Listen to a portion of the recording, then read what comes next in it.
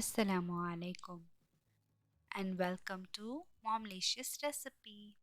இன்னைக்கு Momlicious Recipeல மசாலாவே சேர்க்காம காரசாரமான இறால் சம்பால் அப்புறம் ஈஸியாக கீரை வறுவல் எப்படி செய்கிறதுன்னு பார்க்கலாம். இறால் சம்பல் செய்கிறதுக்காக 250 கிராம் இறால் எடுத்திருக்கேன். அது கூடவே ஒரு பெரிய வெங்காயம் ஸ்லைஸ் பண்ணி வச்சுருக்கேன். 1 table spoon soya sauce, 1 table spoon உப்பு. ஒரு மிக்ஸி ஜாரில் காய்ந்த மிளகாய், உரப்பு இல்லாத காய்ந்த மிளகாய் நான் எடுத்திருக்கேன். அதனால் 6 to 7 பீசஸ் நான் எடுத்திருக்கேன். நீங்கள் ரொம்ப உரப்பான மிளகாய் சேர்த்திங்கன்னா கொஞ்சம் கம்மியான குவான்டிட்டியில் சேர்த்துக்கோங்க. அது கூடவே ஒரு தக்காளி, 1 டேபிள் ஸ்பூன் இஞ்சி பூண்டு விழுது,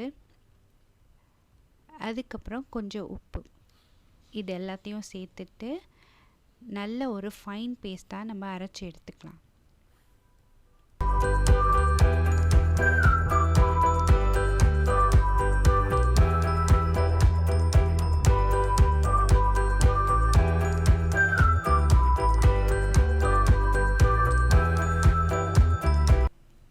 கடாய் சூடான அப்புறமா ஒரு 2 to 3 டேபிள் ஸ்பூன் எண்ணெய் சேர்த்ததுக்கப்புறம் நம்ம ஸ்லைஸ் பண்ணி வச்சுருக்க வெங்காயத்தை சேர்த்து நல்லா வதக்கிக்கலாம்.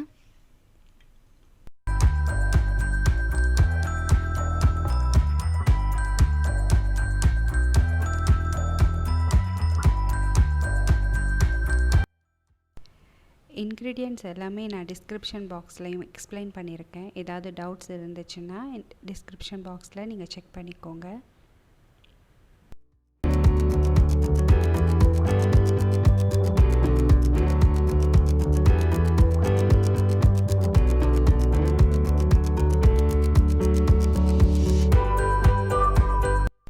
வெங்காயம் ஓரளவு வதங்கி வந்ததுக்கப்புறமா நம்ம அரைச்சி வச்சுருக்க பேஸ்ட்டு சேர்த்துடலாம். பேஸ்ட்டு சேர்த்துட்டு தண்ணி எதுவும் சேர்க்காம அதோட பச்சை வாசம் போகிற வரைக்கும் நல்லா எண்ணெயிலே வதக்கிடலாம்.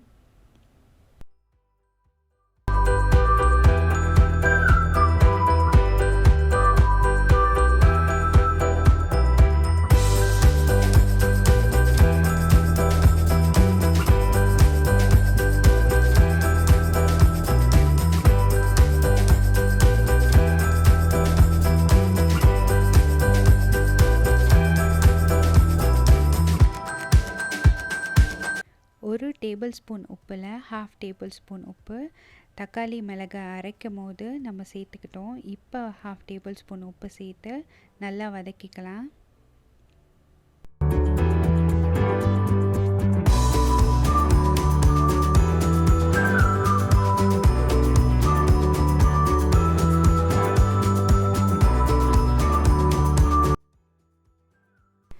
நல்லா மிக்ஸ் பண்ணதுக்கப்புறம் ஒரு 5 நிமிஷம் இதை கவர் பண்ணிவிட்டு குக் பண்ணிக்கலாம்.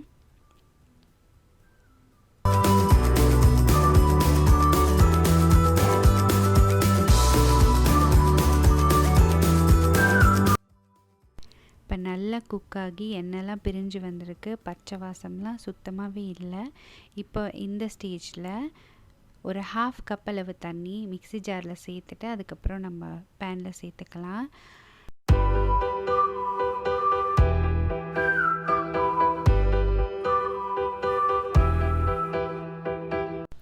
தண்ணி சேர்த்ததுக்கப்புறமா டேஸ்ட் பார்த்துட்டு உப்பு தேவைன்னா நீங்கள் கொஞ்சம் சேர்த்துக்கலாம். எனக்கு உப்பு கம்மியாக இருந்துச்சு, அதனால் நான் கொஞ்சம் உப்பு சேர்த்துக்கிட்டேன். இந்த ஸ்டேஜில் நீங்கள் சிக்கன் ஸ்டாக் ஏதாவது சேர்க்குறேன்னா நீங்கள் சேர்த்துக்கலாம். சிக்கன் ஸ்டாக் சேர்த்திங்கன்னாக்கா உப்பு கொஞ்சம் கம்மியாக எடுத்துக்கோங்க, ஏன்னா சிக்கன் ஸ்டாக் வந்து கொஞ்சம் சால்ட்டியாக இருக்கும். அதுக்கப்புறமா சோயா சாஸ் சேர்த்துட்டு நல்லா கலந்து விட்டுக்கலாம்.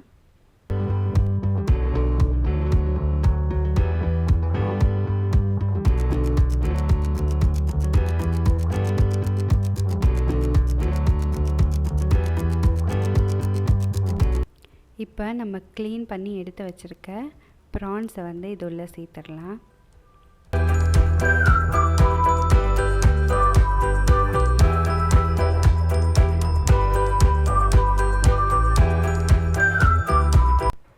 ப்ரான்ஸை சேர்த்து நல்லா கலந்து விட்டுட்டு லிட் கவர் பண்ணிவிட்டு ஒரு 5 மினிட்ஸ் இதை குக் பண்ணால் போதும்.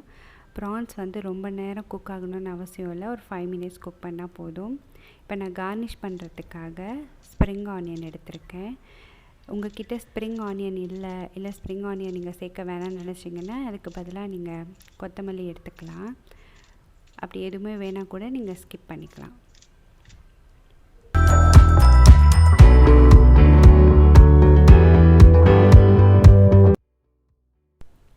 இப்போ ப்ரான்ஸ் நல்லா குக் ஆகிருச்சு.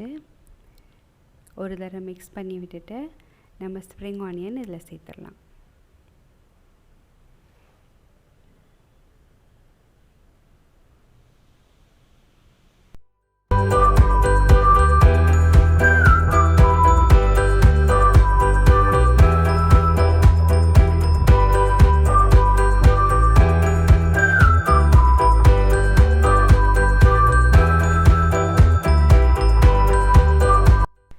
வெங்காயத்தாள் சேர்த்த உடனே ஸ்டவ் ஆஃப் பண்ணிடாமல் ஒரு நிமிஷம் அதோடய ஃப்ளேவர் இறங்குற அளவுக்கு குக் பண்ணிட்டா நம்மளோட ஜூஸியான ஸ்பைசியான ப்ரான் சம்பால் ரெடி.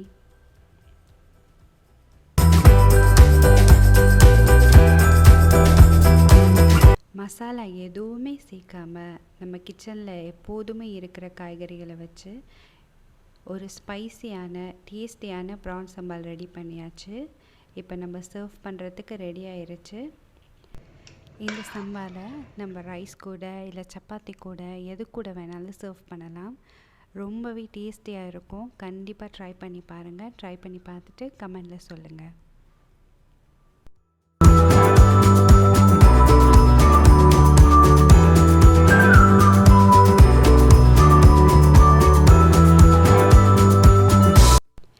சிம்பிளான ப்ரான் சம்பால் ரெசிபி பார்த்தாச்சு. அது கூடவே சர்வ் பண்ணுறதுக்கு கீரை வறுவல் ஈஸியாக எப்படி செய்யலான்னு பார்க்கலாம்.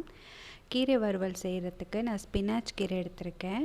அரை கட்டுக்கீரைக்கு அரை பெரிய வெங்காயம், ஒரு காய்ந்த மிளகாய், கொஞ்சம் எண்ணெய், உப்பு இது எல்லாத்தையும் சேர்த்து ஒரு பேனில் வதக்கிட்டு அது கூடவே நம்ம வெட்டி வாஷ் பண்ணி வச்சுருக்க ஸ்பினாச் கீரையை சேர்த்துடலாம்.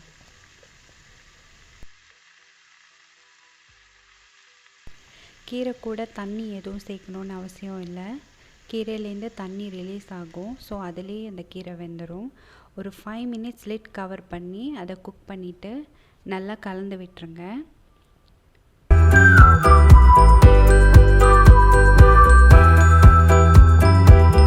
நல்லா மிக்ஸ் பண்ணதுக்கப்புறமா இன்னொரு வாட்டி அந்த தண்ணியெல்லாம் வற்றுற அளவுக்கு ஒரு 2 மினிட்ஸ் குக் பண்ணால் போதும். அதையும் லிட் கவர் பண்ணி நல்லா குக் பண்ணிவிட்டு ஓப்பன் பண்ணி பார்த்திங்கன்னா நல்லா கீரை வந்து இந்த மாதிரி ட்ரை ஆயிரும். கீரை நல்லா வெந்தாச்சு. இந்த ஸ்டேஜில் நான் ஒரு முட்டை சேர்க்குறேன். முட்டைக்கு பதிலாக நீங்கள் தவ்ஹூ இல்லைன்னா பன்னீர் கூட சேர்த்துக்கலாம். முட்டைக்கு தேவையான அளவு ஒரு பிஞ்ச் அளவு உப்பு சேர்த்துட்டு நல்லா முட்டையும் கீரையும் மிக்ஸ் ஆகிற மாதிரி நல்லா கலந்து விட்டுக்கோங்க.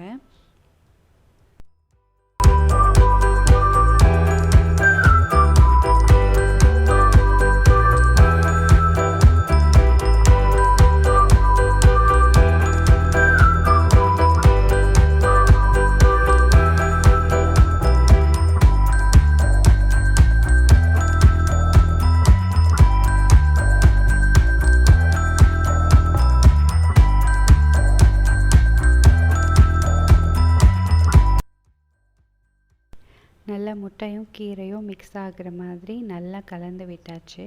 நம்மளோட ஹெல்தியான டேஸ்டியான கீரை ஃப்ரை சட்டுன்னு ரெடி ஆயிடுச்சு.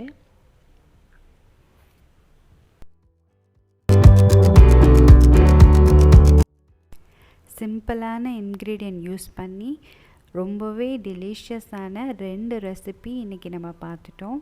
கண்டிப்பாக நீங்கள் ட்ரை பண்ணி பாருங்கள். ட்ரை பண்ணி பார்த்துட்டு எப்படி இருந்துச்சுன்னு கமெண்ட்ஸில் சொல்லுங்கள். Thank you so much for watching my video. Please do like, share and subscribe to Momlicious Recipe.